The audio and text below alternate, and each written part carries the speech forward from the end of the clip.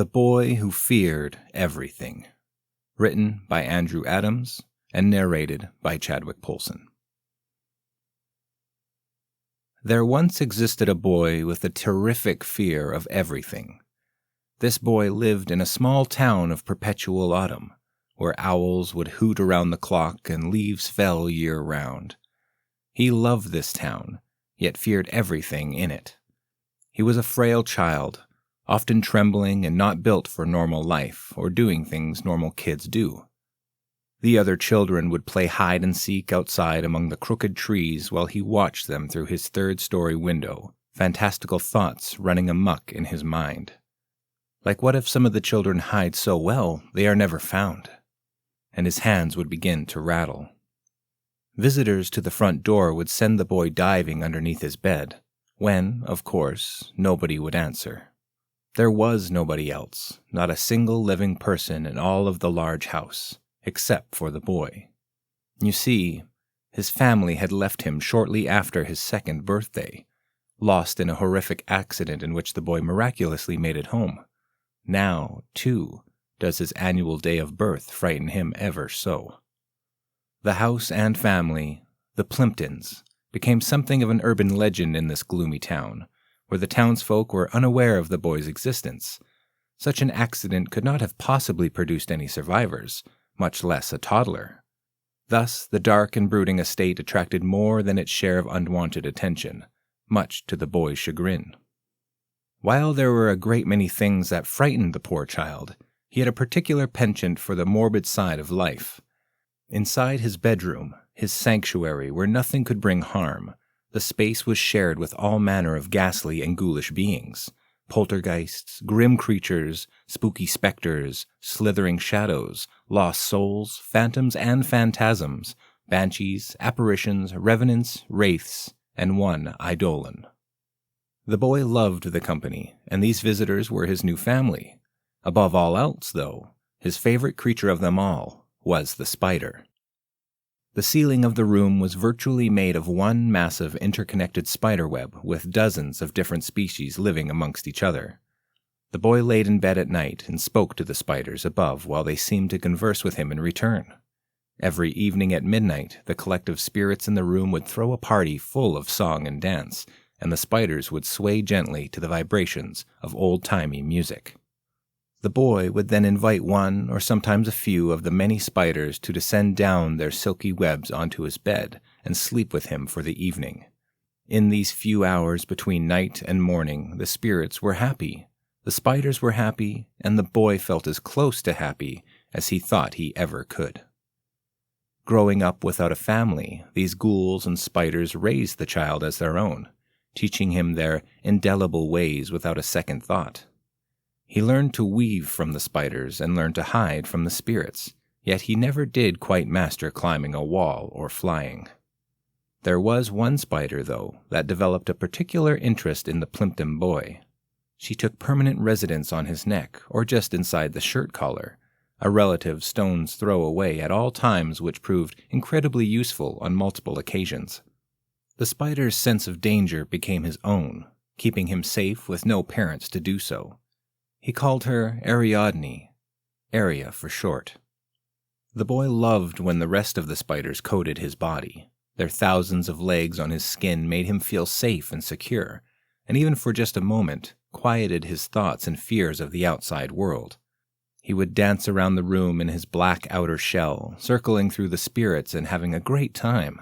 None of the spiders went near Aria, though. One particular evening, a bit more autumnal than most, 3 teenagers wandered their way to the Plimpton estate with evil on their minds and weapons in their hands. The weather was cool and crisp underneath a full moon, the type of night where every aspect aligned in symmetry for aberrant behavior. The large, daunting house stood tall and dark against the backdrop of ethereal night sky, the perfect destination for those seeking mischief. The boy and Aria, plus a few other random spider riders, ventured downstairs and into his family's extensive library to return a book and choose the next to read. Aside from his spiders and visitors, reading books was the only real pleasure he would know in the world, even though leaving the bedroom was an immediately nerve-wracking experience. worth the effort.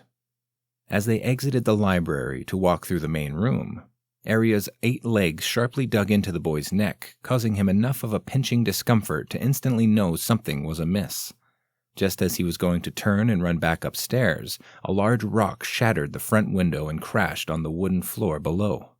The teenagers peered inside to witness a child scaling the stairs in great panic.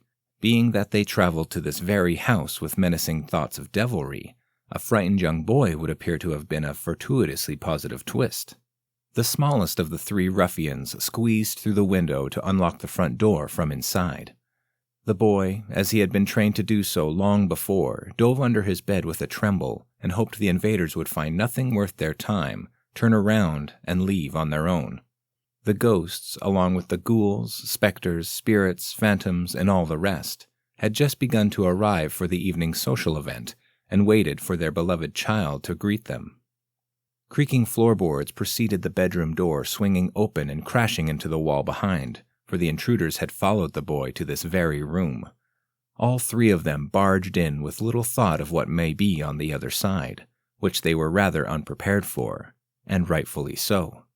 As they each raced to charge through the door first, the smallest of the 3 lost the battle and was knocked forward onto the ground. She rose up on her hands and knees, only to look at the translucent boots of a particularly ornery ghost, who bent down to stare at her eye to eye. The female intruder shrieked and flopped onto her back, scuttling backward towards the exit.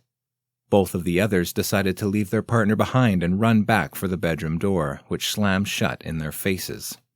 2 cackling, luminescent figures appeared in front of them to block their path, as the rest of the party caught on and also wanted to join in the fun. They began to float objects and spin them around the room, open and close the window, and howl like good little ghosts. The teenagers scurried from corner to corner and wall to wall, bumping into an apparition at every turn. What started as a playful exhibit of the teens being up to no good had turned into a carnival of horrors in every sense. The boy watched them from under his bed, awaiting for Arya's signal that he could safely step out. He saw the 3 pairs of feet bouncing around the room in a panic, and he was incredibly thankful to have his adoptive family here to protect him.